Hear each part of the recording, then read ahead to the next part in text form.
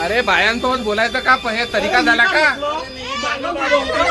शिव्या दिल्या तुम्ही, शिव्या दिल्या, शिव्या दिल्या तुम्ही, शिव्या दिल्या,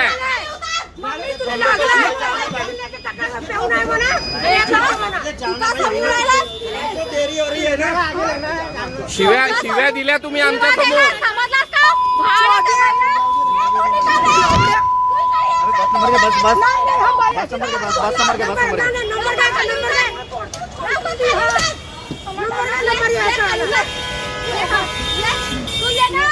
नागपूर येथील NIT बस स्टॉप जवळ सोमवारी दुपारी सुमारे 1 वाजण्याच्या सुमारास शहर बसमधील एक महिला प्रवाशासोबत बस चालकाने कथितरित्या अरेरावीची व शिवीगाळ केल्याचा प्रकार घडल्याचा आरोप करण्यात आला आहे. या घटनेमुळे काही काळ बस स्टॉप परिसरात तणावाचे वातावरण निर्माण झाले. प्रत्यक्षदर्शींच्या माहितीनुसार बस NIT बस स्टॉपवर पोहोचल्यानंतर चालक आणि महिला प्रवासी यांच्यात वाद झाला.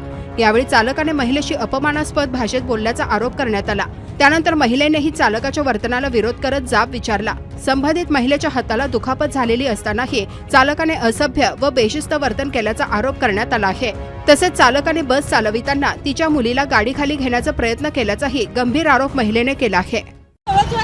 थांबवलं सुद्धा नाही त्याने. कुठून बसले होते तुम्ही? आम्ही कल्याणवरून बसलो होतो. अच्छा, त्यांनी शिव्या गाडी शिव्या दिली. मी म्हटलं तू भोकला आहे का? तुला दरवाजा दिसतो ना, दरवाजा बंद लावून राहिला तू, तुला दिसत नाही आहे का बा? तो शिव्या तुला अंगावर उतारून राहिला. गाडी अंगावर चढवायचा प्रयत्न केला त्यांनी. जे नागपूर आपली बसचे ड्रायव्हर आहेत हे जरा माजून गेलेले आहेत. महिला पॅसेंजर जेव्हा तिचा हात तुटलेला असं तिला आरामात उतरायला द्यावा पाहिजे, परंतु ती उतरता वेळेस थांबा म्हणलं पण ती थांबत नाही, बसवाल्या थांबत नाही आणि त्यांनी तिला उतरवण्यासाठी दार खोलला पण ते लगेच लावून दिला, कारण तिला उतरता येत नाही. आणि त्यावेळेस अगर तिला म्हटलं की ती बाबा थोडंसं थांबून जावं, परंतु त्यांनी काही ऐकलं नाही आणि तिच्या अंगावर हात मारायला आणि धावपळ करायला शिवागाडी केली. आणि माझं असं म्हणणं आहे की प्रशासनाने याच्यावर तात्काळ कारवाई करावं. महिला पॅसेंजरसोबत ज्या अशा पद्धतीची वागणूक करे मग साधारण व्यक्ती काय करणार? आता बसस्टॉपवरती एक पॅसेंजर उतरलेला होता आणि त्याचा हात तुटलेला होता. त्याला उतरायला लेट झाला, त्याने दरवाजा लावला. महिला पॅसेंजर होती. महिलांनी त्या दरवाजा लावला. तर महिलांनी त्याला म्हटलं की तुला दिसत नाही का मी उतरून राहिली आणि तू दरवाजा लावत आहे. तर ते त्यांना शिव्यागाडी करायला लागला आणि अभद्र भाषेमध्ये बोलत होता.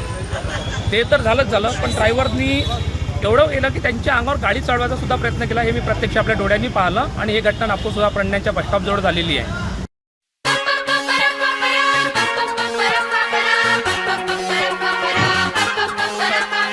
आसमानों के आगे है ये सपनों का जहां, पंख लगा कर उड़ भी जाओ परियों का है आशिया. नाचेंगे झूमेंगे मस्ती में कर अपनी मर्जियां.